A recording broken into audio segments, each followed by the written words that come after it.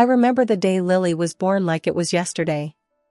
I was 8, a skinny girl with wide eyes and a head full of dreams.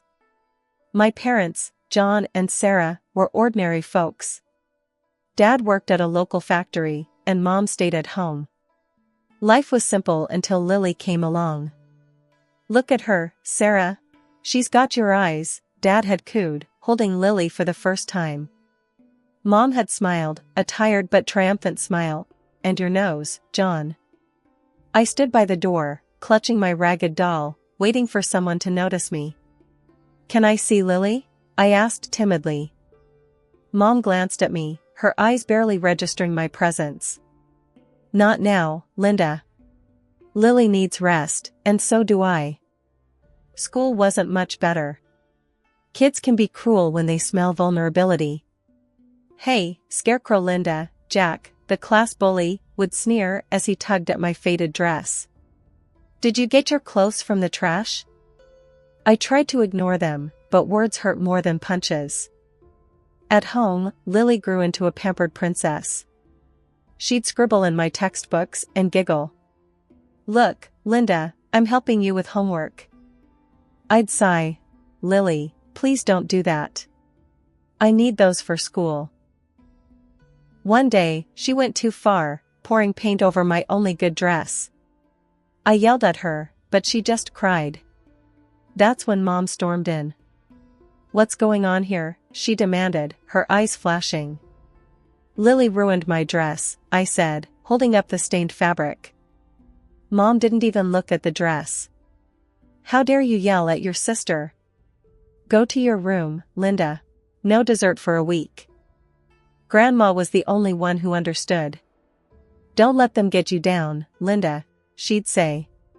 Her house was my refuge, filled with books and love.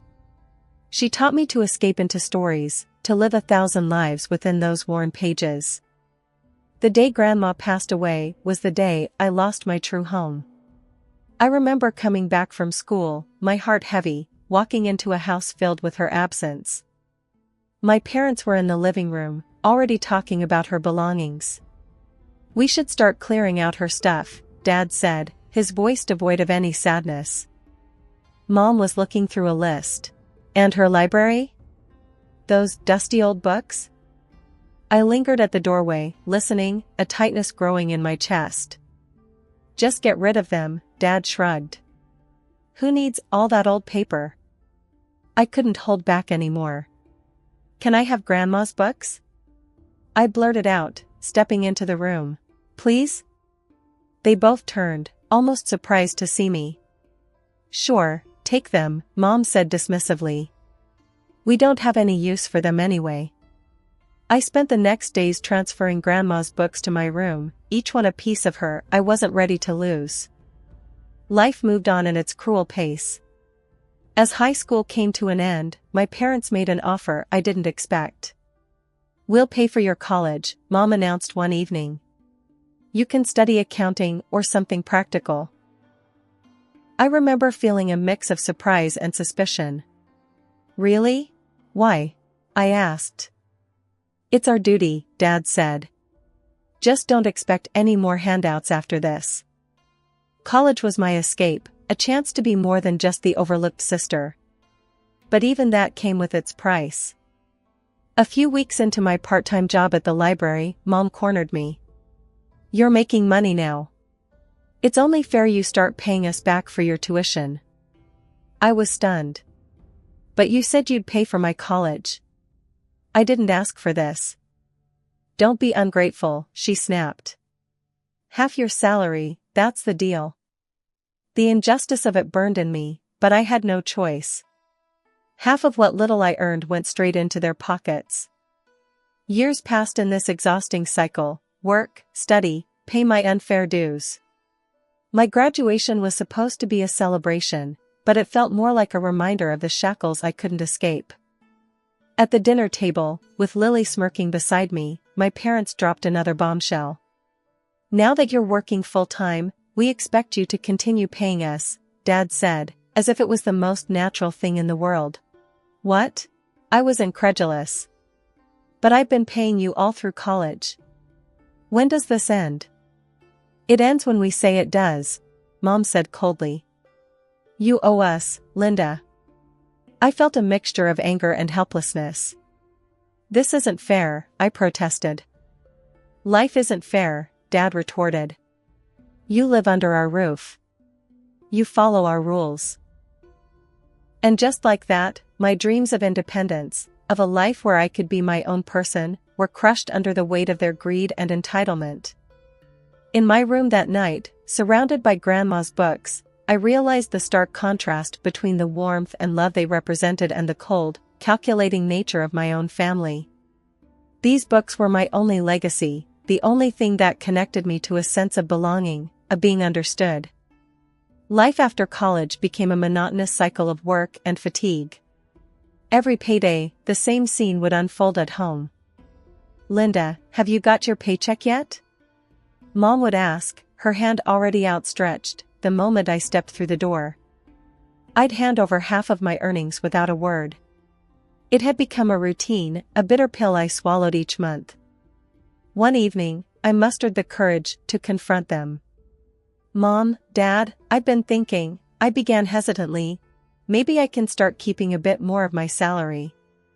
I need to save up, maybe for a place of my own. Mom's expression hardened. Your own place? Don't be ridiculous. You owe us, Linda. We paid for your education.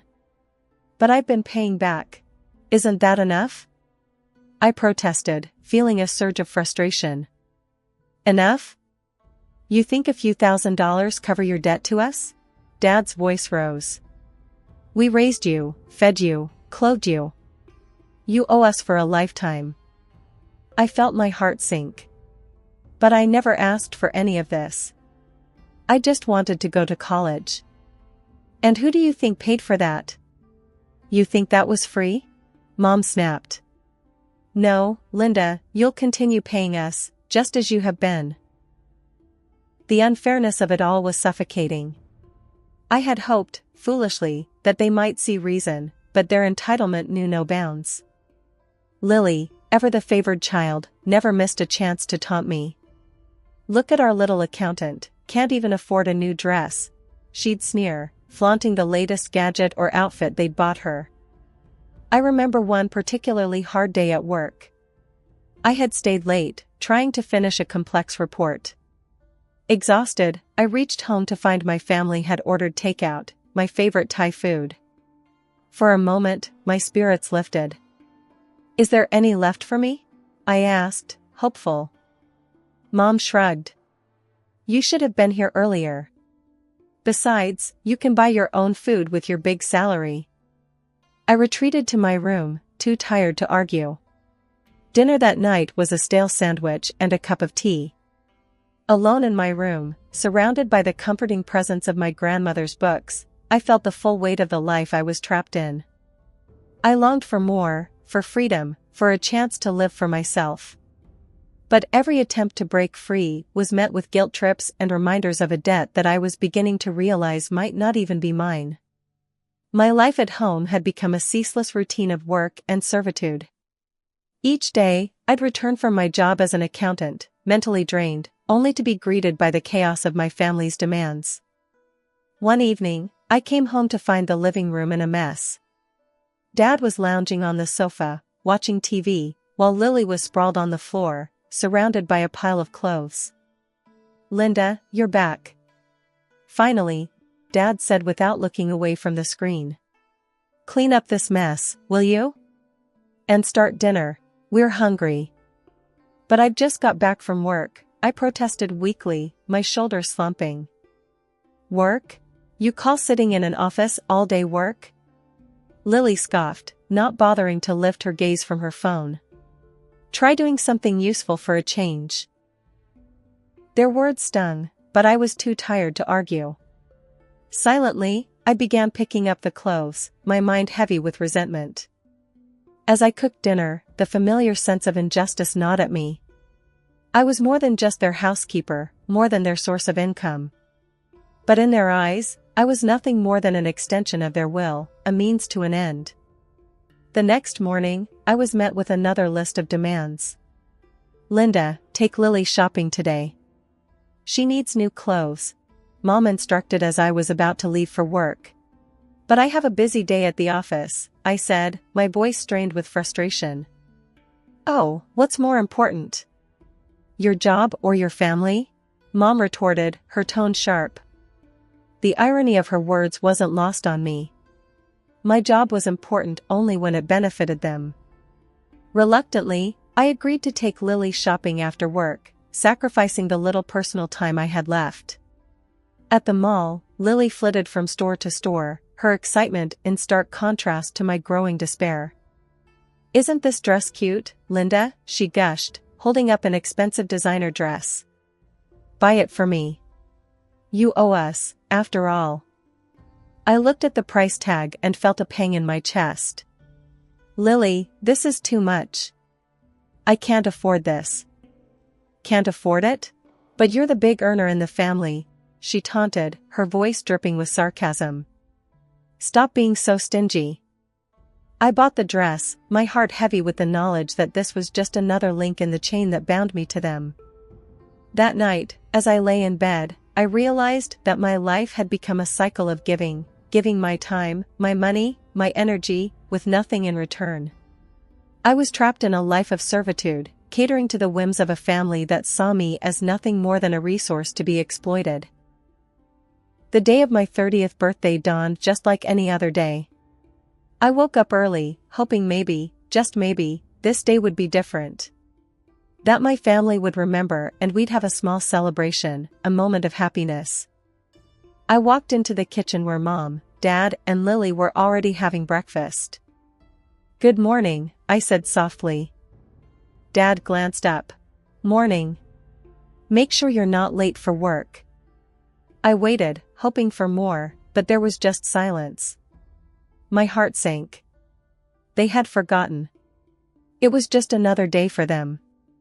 I tried to hide my disappointment as I prepared my breakfast. The clock ticked away, each second a reminder of how little they cared. As I was about to leave for work, I mustered up the courage to remind them. You know, today is my birthday, I said, my voice barely a whisper. Mom looked up, a flicker of surprise crossing her face before it vanished. Oh, is it? Well, happy birthday. Don't expect us to throw a party. Lily snickered. Yeah, happy birthday, Linda. Maybe you can treat yourself to something nice with your big paycheck. Their words stung like 1,000 needles. I left the house, holding back tears, feeling more alone than ever. The day at work was long and tiring. When I returned home, I hoped maybe they'd have a change of heart. But the house was just as I'd left it. I found Mom, Dad, and Lily in the living room, ordering food from a fancy restaurant over the phone. My hopes dissipated like mist. Are we expecting guests? I asked, a glimmer of hope reigniting. No, just felt like ordering something nice, Mom said casually. You can join us if you want. I watched as they ordered dish after dish, my heart sinking with each click of the phone. Should I get the lobster or the steak? Lily mused aloud. You should get both, Mom encouraged. I stood there, a bystander in my own home.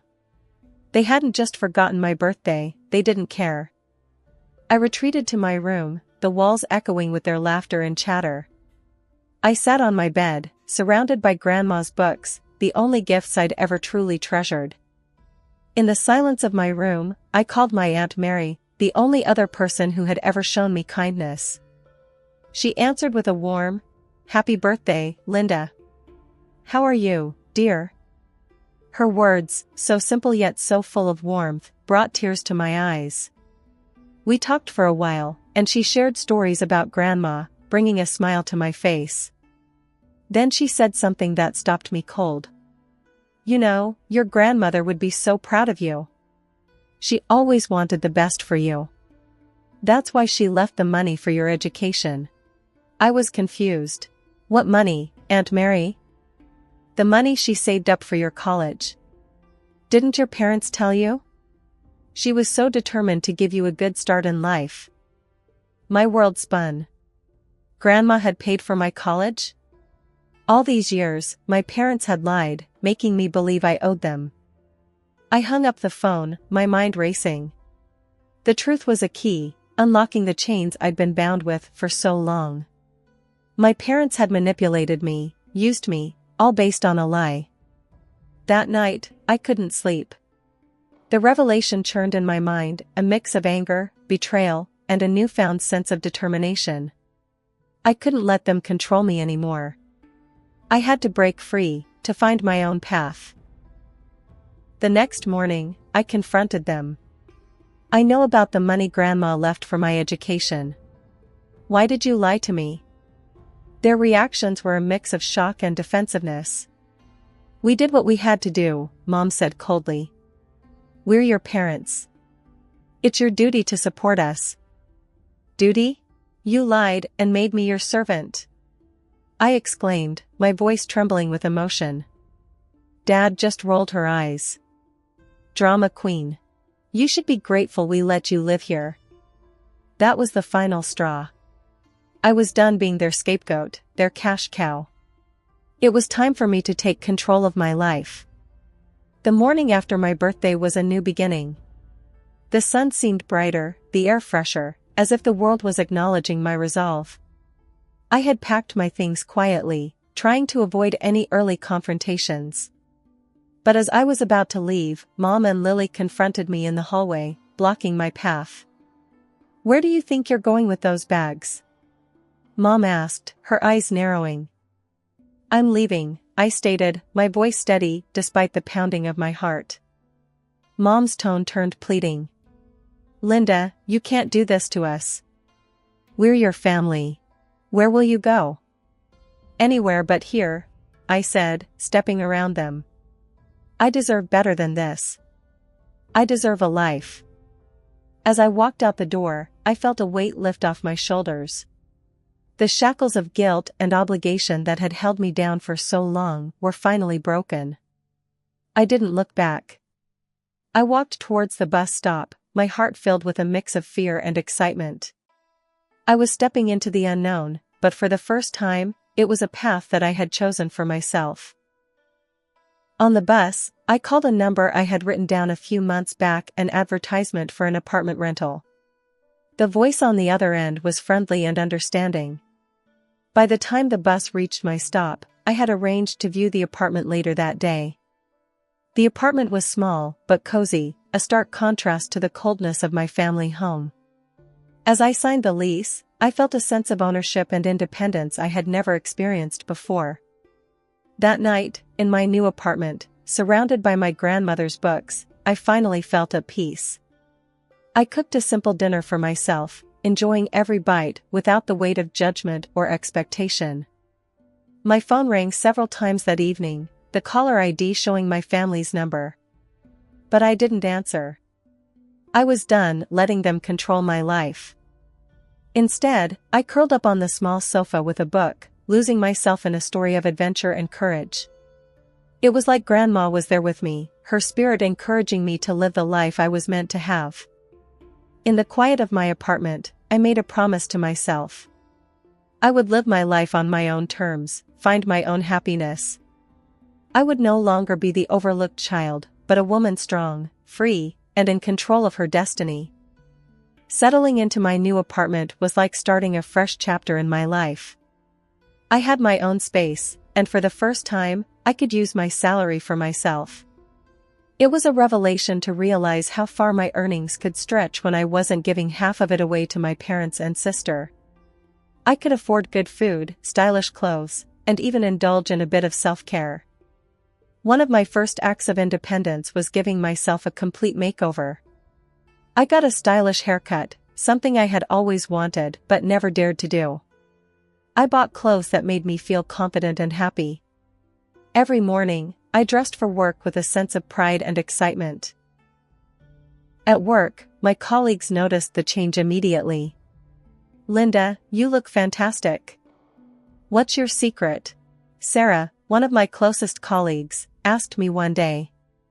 Just enjoying my life and embracing the change, I replied with a smile, feeling a sense of accomplishment. But the most important thing I did after moving out was to take my grandmother's books with me. Those books were more than just literature, they were a connection to the happiest part of my childhood and a reminder of my grandmother's love. Every evening, after returning from work, I would make myself a cup of tea and curl up with a book from Grandma's collection. It was my way of keeping her memory alive and cherishing the love for reading she had instilled in me. Life in my new apartment was peaceful and fulfilling. I relished in the small joys, like cooking my favorite meals, decorating my space, and losing myself in a good book.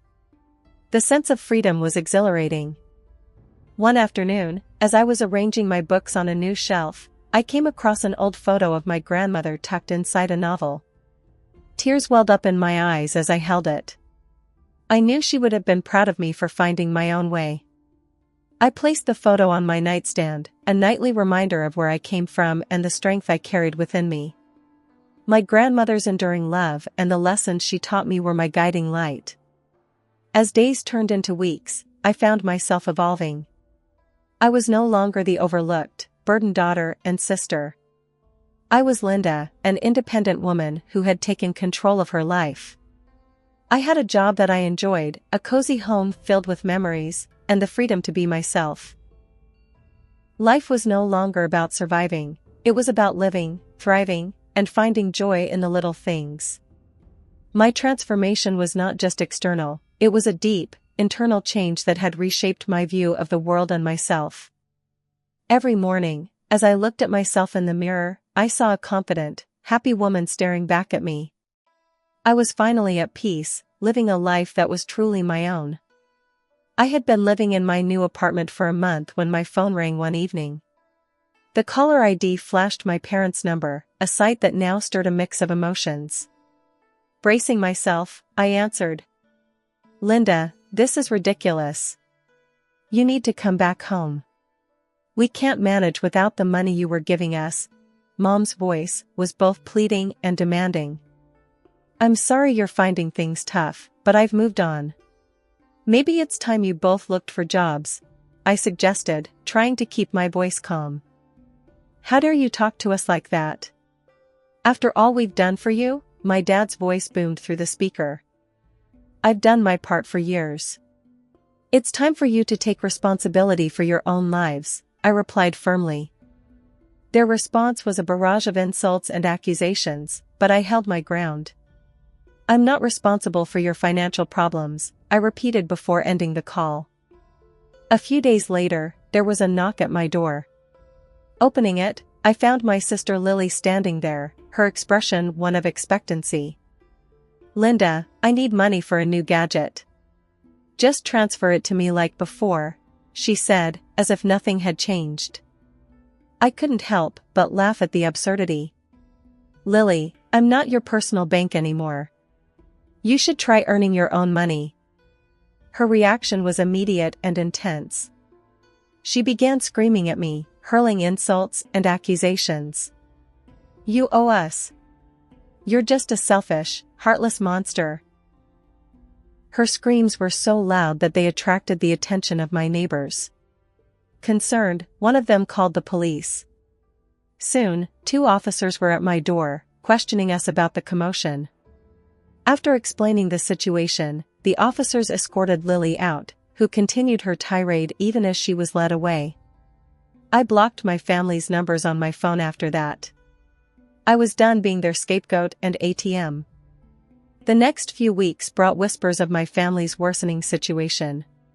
Mutual acquaintances shared stories of their mounting debts and desperate attempts to find money.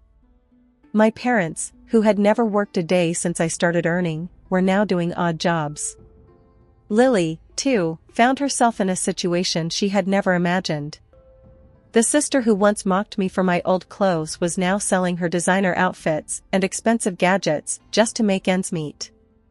Despite a fleeting sense of pity, I reminded myself of their years of neglect and exploitation. They had chosen this path, and it was their responsibility to navigate it. In my world, life was blossoming.